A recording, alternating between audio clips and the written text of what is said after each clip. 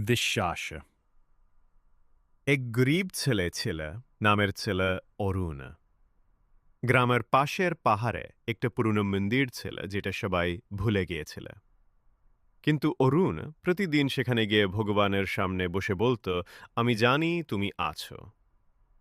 লোকেরা তাকে পাগল ভাবত, হাসত। একদিন হঠাৎ পাহাড়ে ভূমিধস হয় আর মন্দিরের নিচে চাপা পড়ে থাকা এক পুরনো ব্রোঞ্জের ঘণ্টা বেরিয়ে আসে। অরুণ রশি টেনে ঘণ্টা বাজায়। সেই ঘণ্টার ধ্বনি পুরো গ্রাম কাঁপিয়ে দেয়। লোকেরা ছুটে আসে, দেখে মন্দিরের চারপাশে আলো ঝলমল করছে।